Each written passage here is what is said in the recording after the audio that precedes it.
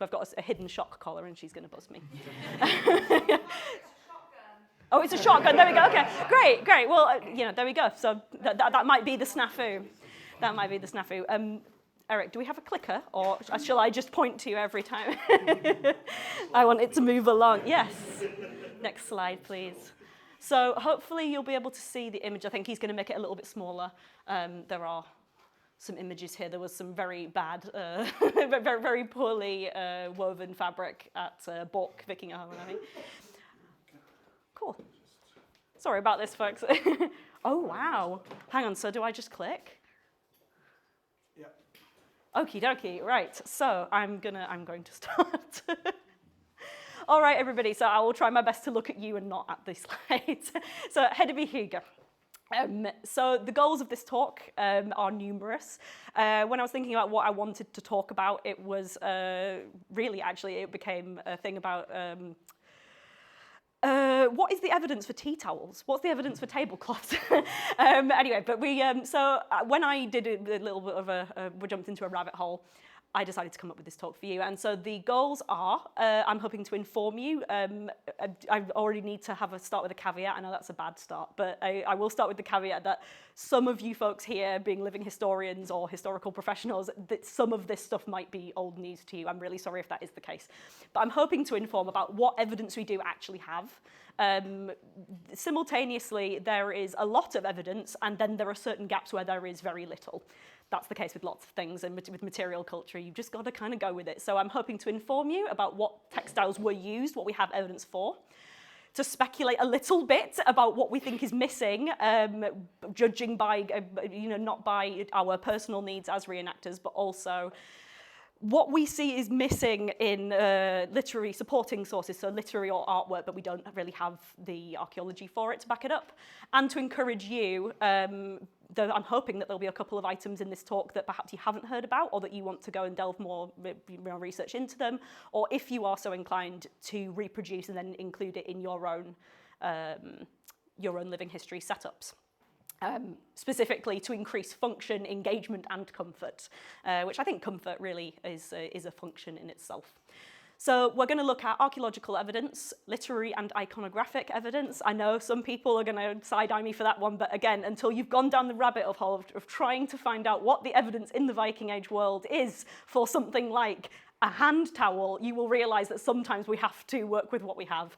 And then a tiny bit of speculation again. So the limitations, the domestic sphere isn't well recorded in contemporary literature. I'm sure that it is familiar to all of you folks, but a lot of the people who were literate, which was a very small percentage of the population in Northern Europe, they tended to be monks or potentially very elite, members of the social elite, and they were not going to waste the time writing down, shopping lists. Because we do have some things. For example, we have in England in particular, we have manor houses and things like that where you have a receipt, for example, or people paying for things. But for the most part, they're not writing down how they took their rubbish out. What they used to wipe their bum with. So it's not very well recorded. The preservation of textiles is a cruel mistress. We, of course, do have some places like York and Dublin where we have these lovely urban contexts where we can look at a certain plot and we can say, here we have all of these different layers where we can tell in this roughly 10 to 15 year span that that's what the people were doing here. But for the most part, the textile isn't really very well preserved. It will be in very small amounts in some cases. You don't have a whole item. For example, with bedding, that was a real issue for me, is you aren't finding, unless it's in a grave context, which is a whole different kettle of fish by itself, because we don't know whether that's representative of the real beds that people were sleeping in or if it's a funerary one. So we have that. There's a survival bias for the elite graves too, because they have more metal. Things, if the textile is touching metal, it's more likely to be preserved, more metal in richer graves, and so therefore what evidence we do have tends to favour the more elite level of society. And then there is a further bias within museums and in collections that you need to get bums in seats, and most people are not going to be interested in, here we have this Viking, a fragment which we think could be a tea towel. They're more likely to say, here we go, we have this beautiful thing of embroidered a cloak with imported fur or something. So that's another limitation. We also have limitations of our own living history environments about what you can actually reasonably bring along in your car. So if, like Daisy was saying, we are expected to kind of give a version of Viking Age life, a facsimile, if you will, but it's in a muddy field in the middle of nowhere with no amenities. So that is a definite limitation, and that is something that we have to consider when we are working out what we're going to add in our living history environments regarding textiles. And advice may vary. So what my standards might be for what I'm willing to include, whether that be what standard of materials I'm willing to allow, what I have access to, what I can afford. So those are all, my advice is just advice, but you don't have to take it. So what are domestic textiles? This is actually a paper which is not historical at all. It's about modern textiles, but they describe domestic textiles as those found in the home or in private interiors. So that would be not including industrial things or things with hospitality. There we go.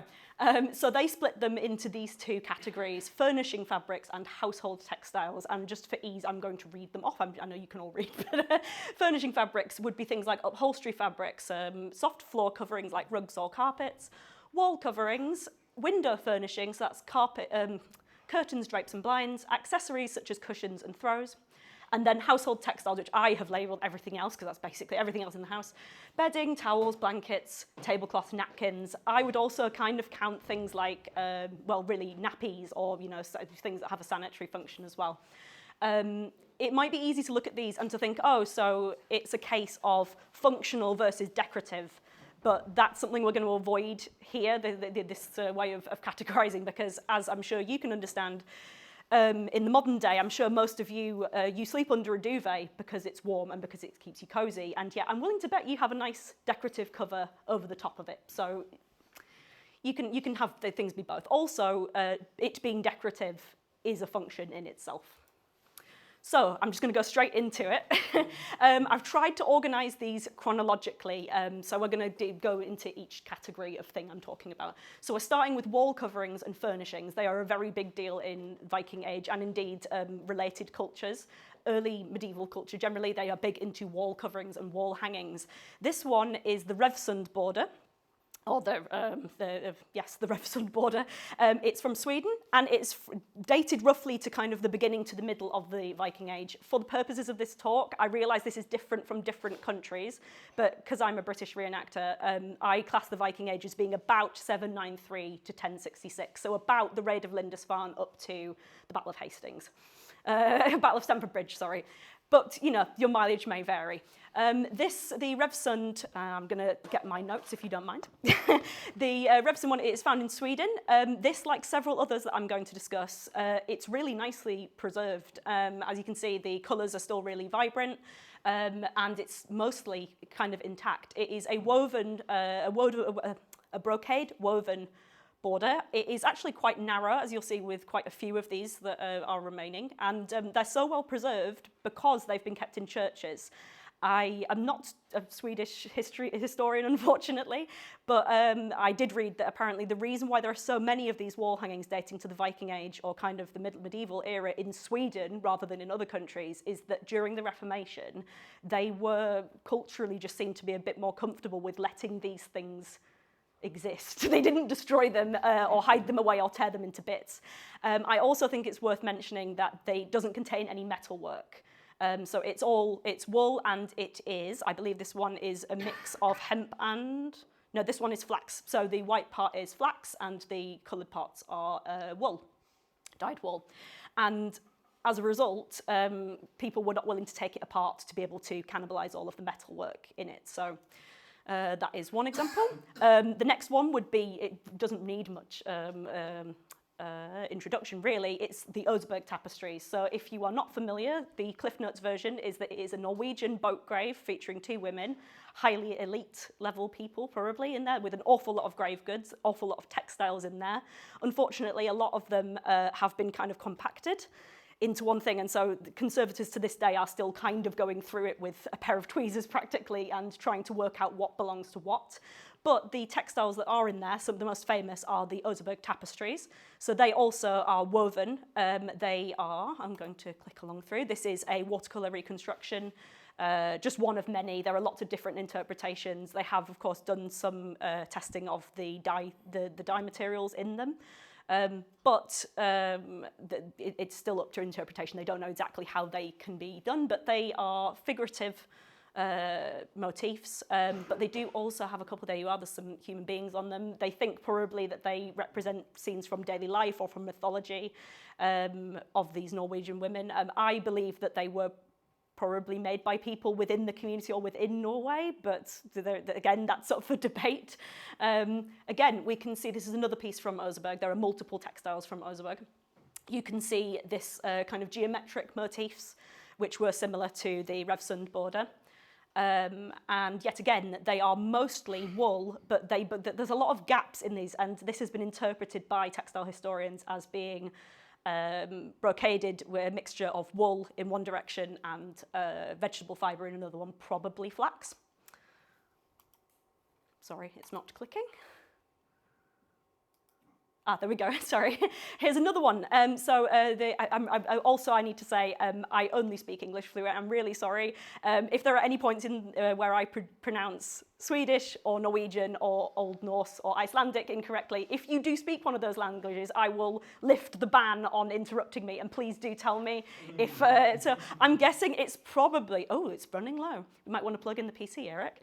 I'm guessing it's Kurkos textile. This is also from Sweden, same as the one in the beginning, and this dates to about 990 to 1160. And yet again, it is a mixture of wool and flax. Yet again, sorry, I can't go back. But again, the Marby hanging. They're all from this area in Jämtland. I'm guessing Jämtland, Sweden. And again, they all were being kept right up until about 100, 150 years ago when they were rediscovered and identified as being original Viking Age or medieval textiles. They were all being kept in churches, and they've been kept there since the Reformation, and a lot of them were kept in a back room and actually still being used to cover, oh, I'm sorry about that, they were being used to cover the host or to be able to wrap pieces of the ceremonial equipment for church services, which I think is kind of nice, and they've been kept very well. I'm sorry. It's okay, I will continue to talk. The interesting thing about some of these with the geometric motifs is that traditionally we tend to think of tapestry, if you consider the Bayeux tapestry, for example, which is a very famous example from England, you tend to consider them going around the room, going horizontally around the room. Some of these Swedish textiles, some of them are extremely long. They're very narrow. They tend to be about 15 centimetres, which my hand, from the base of my hand to the tip of my finger, is 15 centimetres. So if you envision that on a wall, it's like a pea on a drum, but apparently that must have been just the look they were going for. I think perhaps this is 15 centimetres, just about, this kind of chair rail that's going around the room. So, but yeah, most of them can go around there. However, I'm sorry, I'm just checking my notes. Revsund, which was the first one that I showed you, and perhaps the Marby textile, which is the one that we're trying to get back onto the screen. I'm very sorry about this. They think that they were hung vertically, which is quite unusual. I haven't really heard of such things, and they're not kind of square. They are also long, things like this. So I do wonder whether they were more like kind of a banner or a garland or something. And I don't know how they came to that conclusion. You'd have to read the original paper, but I think it might be to do with stretching in the textile of how they think it's been hung. So here we are, Marby. And another thing that's very interesting about this next one, here we go, Överhogdal. I'm guessing Överhogdal? Överhogdal, there we go, in Sweden, and that one is, there are two dates here, the confusion there, sorry, I just thought I would include both. They come from two separate radiocarbon datings. This one is probably more accurate, but it takes it to the end of the Viking Age to it being medieval, but I thought I would include it because it's very famous. This one is also a true tapestry in that it has been woven, it's not embroidered. And it's in multiple pieces. When they found it, it had all been sewn together at some point between now, the Viking Age and now. And again, it was being used to cover things within the church. And so it's actually quite nicely preserved, apart from the fact that it was all sewn together as a coverlet. And this one is important. The Överhogdal and the Marby hanging, which was the one before this one, they are important because they are the first proof of mixed vegetable fibres being used in in Scandinavian Viking Age and early medieval textile production. Previously, they just assumed that similar to the other textiles, that it was. I'm really sorry, I can't remember which one it was, but whether it was wool and flax is what they considered. The warp was one, the weft was the other. They actually did some chemical testing, and they've said no. It is a mixture of flax and hemp, I believe. Yep, flax and hemp, and that is the first time that this has been discovered in Scandinavia. And there we go, the Via tapestry again. I'm sorry, just for the sake of time, I'm going to continue going through, but you all know about what they did Via tapestry. It's not a tapestry, it's an embroidery. That one was most likely, in my opinion, I'm very biased, I think it was created by English women. It's the only real surviving example of these kind of heroic tapestries, which was apparently a very big thing for English people, which sorry, I don't know if people wanted to take pictures of this, but I can easily upload this to the Facebook group later. The information I've given here with the materials that are, and the dating and where they're found, here we go. So I'm going to click along, but I am happy to provide that if you need the information. So supporting literary evidence for wall coverings. I'm going to read off some of the quotes, but we've got a mixture of different sources here. So in Íslendinga saga, which is one of the Icelandic sagas, they discuss a very wealthy household, and they specifically say all of the houses were built with great skill, all the passages leading to the stofa, so think like a stove, it's one of the main rooms with a fire. All of the stofa were entirely panelled, and the skåli and the stofa entirely hung with tapestries, and they're clearly trying to tell us this is a very wealthy household, that they've got so many wall hangings. Moving on to an Anglo-Saxon will, I think this is end of the 10th to the 11th century, if I remember. This lady Winfled has left to one of her female relatives, Ethelfled. There are also tapestries. This is in her will, and it's massive. She's got many grave goods. Sorry, she's got many items to leave to her relatives. And there are also tapestries, one of which is suitable for her and the smallest she can give to her women. She's super wealthy, and it's quite common that women and men seem to be leaving these tapestries from their houses. Forgive me, Liber Iliensis. Thank you, Leah, there we go, which is a book on Ely and the abbey at Ely. They mention this very interesting narrative tapestry, or a wall hanging, which probably was created within the lifetime of Byrhtnoth, the alderman of Essex. You may have heard of him because he's a main character in the Battle of Maldon. I think he died at the Battle of Maldon, forgive me. But it must have been probably produced in his lifetime or towards the end of his life, probably hanging in his house like a narcissist, but he had the women in his household make him a nice tapestry showing off all of the cool things that he's done. His widow gifted that to Ely Abbey after he died. And this was considered to be a very nice gift that they'd given. I don't know where they hung it. Maybe they hung it in the loos at Ely Abbey.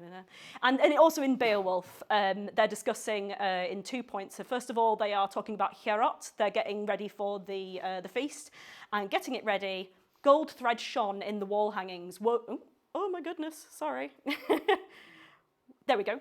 That attracted and held the eye's attention. My bad, I couldn't see what I was reading. And then also later on, when he's dying, he sends Wiglaf to go and look at the dragon's hoard of treasure. He says, go and look at it for me, because then I can die knowing what I've fought for.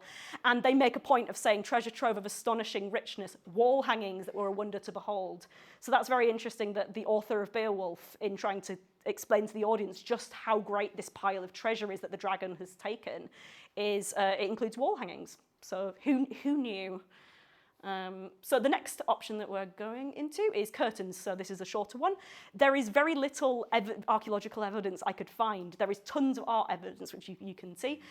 This one is just suggested that in the original work in Walton Rogers. This is from Viking Age York, towards the beginning of the Scandinavian period. And the beginning of Anglo-Scandinavian period, I'm sorry. And this is a wool twill, and they think that because of the stretch in this corner, it's a hemmed piece of cloth and it's just a fragment, but they believe that it was being used as some kind of wall hanging. Either way, it's been subject to gravity in being stretched that way, so it could be a curtain. And we do actually see curtains quite a lot in English art in particular and on the continent. So a lot of these, bearing in mind this limitation that we have to remember, a lot of these things are depicting rich people. They might be biblical scenes, they might be religious scenes. But here we are, we've got some folks in this 11th century source. with a nice curtain. This is supposed to be Lot's house in Sodom, and this is specifically a curtain to separate the rooms. You can see that it's actually hung up on some kind of rail, which is cool. And some more 11th century sources. We've got a very, I don't know if you can see the details on that one, but the saint has a wonderful, very decorative curtain just hanging up behind him. And here we are, this is supposed to be, it's on a piece of ivory actually. It's supposed to be an Anglo-Saxon priest, and that is the, I'm really sorry, I want to say ciborium, but it might be ciborium in Latin. It is the place where they keep the bread for the, for mass, and they are veiling the whole thing, which I thought was kind of interesting. So another thing, supporting literary evidence for curtains, Gosselin of Saint-Bertrand. He is given some rather crappy lodgings, to put it mildly. I think he describes it as a hovel when he comes to England, but he makes a point of saying that he's turned it out really nicely by furnishing it with curtains, hangings and rugs for the benches. Another Anglo-Saxon Wulf Waru leaves, this is quite straight, to me this seems strange, but who knows. She leaves to St. Peter's Monastery in Bath a set of bed clothing with tapestry and curtain and with everything that belongs to it. I don't know whether that's a case of that she's leaving it to them with the understanding that they will sell it and then use the money, or perhaps it might be containing some material that they can cannibalize for their own purposes. I'm not quite sure. Or it might indeed just be that it is it's an expensive gift and that they will use that to, probably, if it was really nice, maybe the abbot would be taking it, I'm not sure. And then in the Flugemyr, I'm guessing, one of the other Icelandic stories, they are discussing, this guy Gizur is talking about how, so it's talking about him, he's entered into somebody's house at night and he's trying to murder somebody. So he's trying to murder Eyjolfur, and they describe that he was swinging his sword inside to hit the guy, he's trying to aim for the guy's arm, but the sword's point comes up against the bed curtain rod. I just thought that was really cool. So it says that it doesn't get him because he accidentally hit the curtain rod, which any of us who have ever actually had to do anything inside of a reconstructed longhouse, you probably can relate, that you'd think you can't swing. There's not enough room to swing a cat, let alone a sword. So really, that was on Gizur to have understood that. But the fact that they have a word for bed curtain rod, I think is indicative that it was something that was understood at the time that they would have curtains. So next, moving on, I'm sorry, I'm just checking up my time. Cushions and pillows, I'm just about on time. Cushions and pillows, the first one, this might be familiar to some of you. It's quite a commonly reconstructed item. This is a nice reconstruction, although it's not perfectly correct. I just like it anyway, but because it shows the shape and quite a good detail. This is the Mammon pillow. So originally, the Beringhøy, I'm guessing. I'm kind of vaguely looking over towards Astrid and Hilde, but then not looking them in the eye. Beringhøy. There we go. That is in Danish. That is in Denmark, in Jutland, and it's a very, very famous, like, kind of princely level grave. Clearly, it was it was a male grave, which was of some rank, and there were lots of grave goods in there. Some wonderful textiles that usually are interpreted as clothing, but this is one that is not clothing. The cushion. So originally it was a blue wool tabby cushion cover. I'm sorry, I don't know whether I just missed this in my research or whether it wasn't published, but I'm not sure what it's stuffed with. I can't remember whether it's down or whether it's wool, but there is evidence for both. But either way, it is a wool cushion cover. And the interesting thing about it, in my mind, is that it's very large. It's probably 78 centimeters when it was finished, which is about kind of that size. So it's not a small pillow. And it's got these interesting pieces on the side. So you can see here that it kind of has a dip in the middle, which I sometimes wonder whether, like, it was perhaps, an ergonomic pillow, a bit like some of these ones that you see for pregnancy pillows or something like that. But I think that's kind of cool. Yeah, it's got these little pieces sewn in the side and this interesting little piece of decorative raised fishbone stitch. Is that what it's called? Herringbone stitch? The next one, this one was a new one to me, probably not to some of you. The Øksnes pillows, which is from Norway, and it's dated to end of the 9th to the end of the 10th century. This one's cool because it is square, and there is some textile remained. You can't see it on the picture. What you're looking at now is actually the pillow fill mass. So it was being filled with down. And this is also Øksnes was a, hang on, I'm gonna, since I can go back, I can't. Anyway, this was also from a similar context. It's okay, I was getting confused about my own slides, sorry. This one is a similar context to the Oseberg, where somebody had broken in. So they were buried in like the 9th century, and then somebody came and stole all of the shiny bits, some of the shiny bits about a century later. This was the same thing, and so we have this kind of mass of eider, which is a type of duck, eider down, and eider, cormorant, and gull feathers, which is interesting that there is a mixture there. It shows that they weren't necessarily shy about just using any type. But there is textile on there, you just can't see it. Originally it was, they think, a diagonal 2-2 twill wool cover. I'm not sure about dye, but either way, it's a square, it's like 30 by 30 centimetres. The next one, trigger warning, just in case. I know some people get very funny about seeing pictures of human remains, so that's when they are skeletal, it's not graphic, but now's your warning if you don't want to look. I won't stay on the thing for too long. This is another one that is about the same size as the Øksnes, the Norwegian example. I don't know what it was filled with, but this is a Danish find from Odense Cathedral, which is like right in the centre of Denmark on Funen. And the original silk, so it's a silk pillow, and it is under the head of a saint king. If you were interested, it's towards the end of the 11th century, Saint King Canute, or Canute the Holy. And it's still under his head. It was buried with him at some point after his death, probably about 10 years after or something he was buried, because it's not all goopy. It's still there. And it's faded quite a bit. And unfortunately, I think I've got a picture on the next slide showing you what the silk they think would have looked like originally. Which is beautiful. I've got some of this silk as a reproduction from Kazar Bazar, and it's very nice. I do recommend getting some if you're partial. I used it to trim a dress, but I'm going to make a version of the pillow when I can. But nowadays they call it like the yellow silk pillow. So the actual silk, judging by the style of it, they think that it was from the 9th century, but it was buried towards he died in something like 1090 or something like that. So it's slightly after the Viking Age, but the silk dates to within the Viking Age, and they think that it was because it's made in several pieces. The front half looks all neat, but the back part is actually kind of pieced together, and so they believe, judging by the dating, that it's ended up in Scandinavia somehow, and it's probably being used as something else, and then they've kind of unpicked it and said, we'll make this nice pillow for the king's bed, which is kind of cool. And then, cushions. Here's some more artistic evidence. I think these are very, very classy looking pillows. I'm not sure whether that's the pattern on there is supposed to indicate an actual patterned fabric or whether it's the weave of the fabric that they're trying to get across in terms of iconography, but these are from the Bayeux Tapestry, and they are both under William the Conqueror's rump.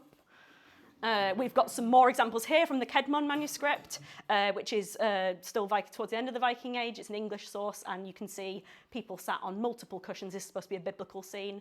I like this one, where there is a child who, I'm guessing it's a female child, who is in a crib, and that she's got a full wimple on. God forbid anybody see the baby's head, I guess. But there's multiple cushions, and they do appear to be kind of rounded, and they've got patterns on them, so that's something cool. And a little bit of supporting evidence. Forgive me, a lot of the sources that were talking about cushions were also talking about other things that I was using in other sections of the talk, so there aren't many. But carrying him, this is from Ibn Fadlan. They're both quite famous. If you know anything about the Viking Age, you've probably come across these stories before. This first one is from Ibn Fadlan, where he is talking about the burial of the prince or the nobleman who they do a big boat burial, and they're describing the whole situation. And they say that they laid him to rest on a blanket and underlaid him with pillows.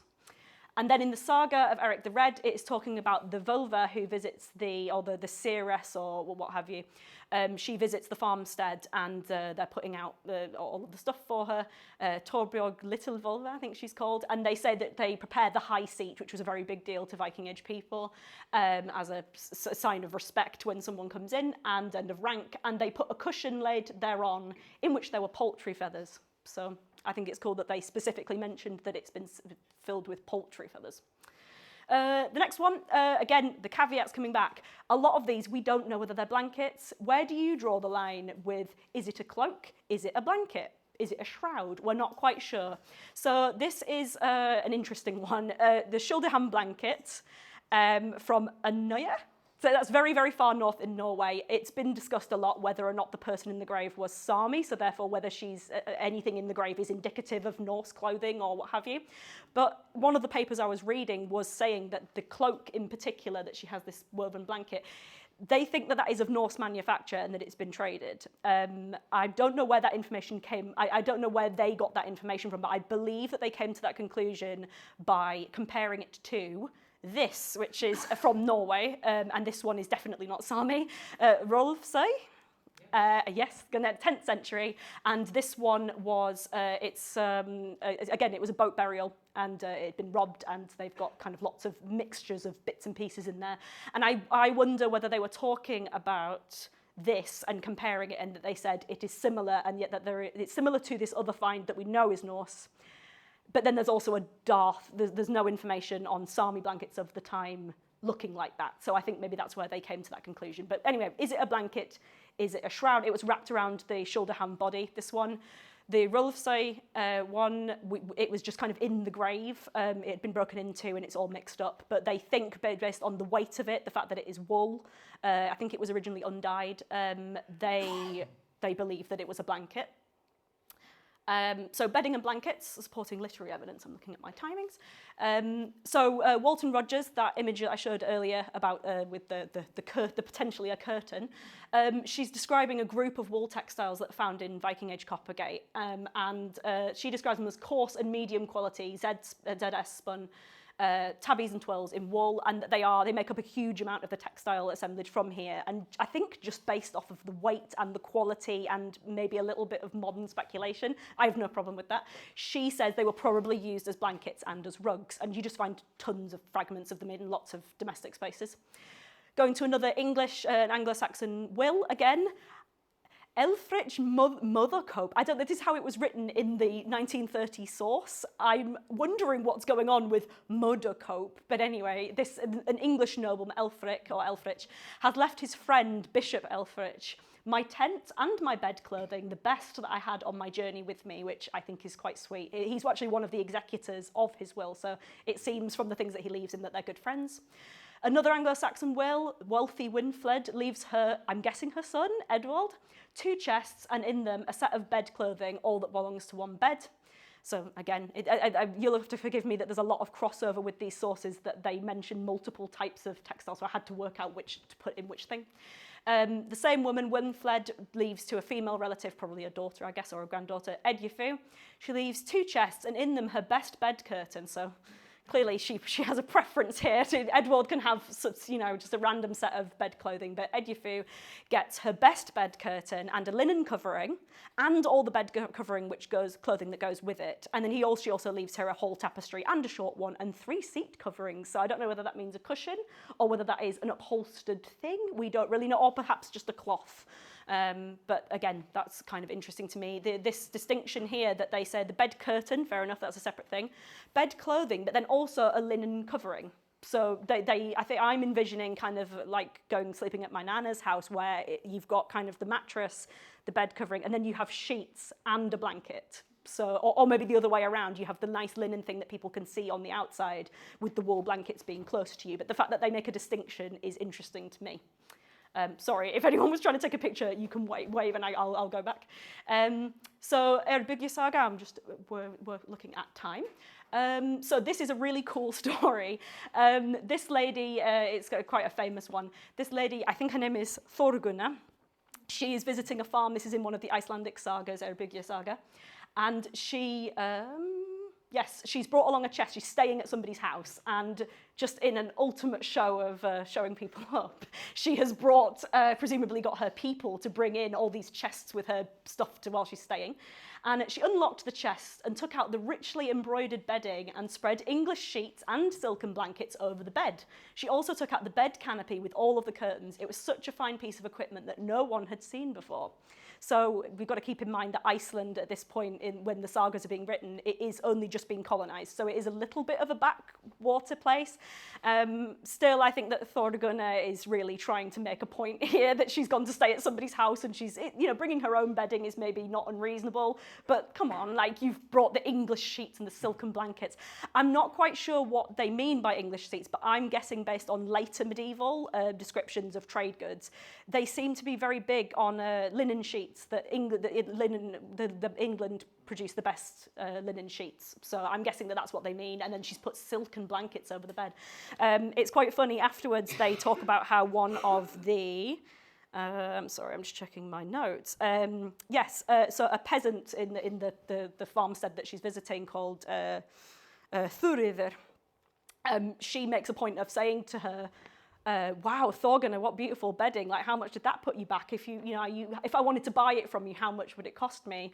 And apparently she very sassily says, I will not sleep on straw because of you. Which I think, I don't know, I like that. That's how I interpret it, that she's like, yeah, if you have to ask, you can't afford it. But, she ends up having an untimely death herself, does Thorgunna, and then it's specifically mentioned that all of the bed clothing is stripped off of the bed, and whether it's from superstition or whether it's out of respect, I don't know, they burn it. They ritually burn all of the lovely silk sheets, which I'm guessing that poor Thuriður is probably having to strip the bed and just weeping, being like, please, can't I keep it? I don't care if it's haunted, just let me keep the sheets. But yes, she says, I will not sleep on straw because of you, which we have lots of other sources where they talk about people sleeping on straw mattresses, probably put into, I've learned a new word with this talk, a tick is the word for the casing for a mattress, if you can be filling it with something. And that ticking. There we go. So Oseberg, that leads us on to a little bit of archaeology backing this up. Oseberg has probably a down-filled mattress. So a lot of folks will quote as saying, oh, they had duvets in there. And it absolutely could have been duvets. But recently, when they've gone through all of the stuff that was found in the grave, they weighed it, and there was nearly 32 kilos of down in the grave, which if you weigh an average duvet nowadays, that would be like between 15 and 30 duvets. So it's probably more sensible to interpret it as being a mattress. This is backed up by a boat grave from Karmøy in Norway, where they talk about that there was feathers and down found in there. There are actually an awful lot of graves. I didn't make a list, but I could if you wanted. There are lots and lots of graves where there seem to be bits of feathers here and there, and they have been interpreted as being mattresses that the people were laid on. And they talk about how Flugumur, this Icelandic saga, that when the house burned down, that lots of wealth was burnt, and eiderdown bedclothes and lots of other treasures. So yeah, the fact that they've mentioned it specifically is interesting to me. Let's see, what are we talking about? Oh, and this is just a little side thing. I didn't bring it with me, I'm really sorry, I forgot. But a side thing is that they discuss somebody sleeping in one of the sagas under a shaggy fur, a cloak of shaggy fur, and that is also something that, where do we draw the line between a cloak and between bedding? We have a lot of evidence for pile woven textiles, and they would probably be really great for bedding. I personally do I do include them in my living history setups, and they're very, very warm. But they found them all over the place. So they found it. The technique was found at Hedeby, or near Hedeby anyway. I think it is actually not at Hedeby. It's nearby to Hedeby, but it's the bum freezer jacket with the furry collar. And by a pile woven textile, I mean that when you warp up the loom, you weave it as a normal twill or tabby, but then you take locks of unspun fleece and you basically tuck them in as you're weaving. And nowadays, it's received a resurgence, actually, this technique. And I think people call them vegan sheepskins or something similar, but basically it results in it looks like a fleecy sheepskin on one side, but on the back it is a woven textile. And there's evidence from this all over the place. We can talk about this in the break, because I just love talking about it, but they found it everywhere. So they've evidence in Iceland, in Ireland, where they seem to have been a very big deal, the Isles of Man, and Egg? I've never been. Egg. There are a couple from the Isle of Egg, there we go, thank you. From York we have some. That is interesting because it's the only one where they have not woven it in. It has been sewn in afterwards. They've taken a textile and then they've sewn the thing to it, probably to try and mimic somebody who had one from the continent. Birke and Lund, where they have stripy examples that are colourful, and they've got them from Poland as well. So it seems like towards the end of the Viking Age, like 10th to 11th century, that was a fashion move. Okie doke, so towels and tablecloths, there's not much here. I was feasting. This is an 11th century scene, and they've got a tablecloth while they're feasting. There's very little in terms of art that I was not able to find any archaeological evidence for this, because a scrap of linen is just a scrap of linen, unfortunately. It's never just, but you know. And then this little gentleman here on the Bayer tapestry, he has a cloth in his hand that he's using to, I don't know, as a towel or a tea towel. I've got to finish up very soon. I'm sorry about that. I've got to finish up very soon. Towards the end of the day, if people are interested, I have examples of these things in, you know, in living history environments, which I think you might find interesting. I'm only so happy to do that towards the end of the day, but I don't want to talk way too much over my slot. I will, so these are the evidence for tablecloths, napkins, towels. It seems they come up a lot. They come up a lot in stories, and this story in particular, which I will kind of finish on, is really funny to me. In Heimskringla, they're talking about the King of Denmark, Sven Estridsson. He is fighting with Harald Hardrada, or the King of Norway. They're fighting, they have a sea battle, and he has to leg it, he has to run away. And so a friend says, there is a farm over there where the guy is loyal to you. Don't tell him who you are, so come up with a different name. And the name he comes up with is Vandrad. This is the King of Denmark.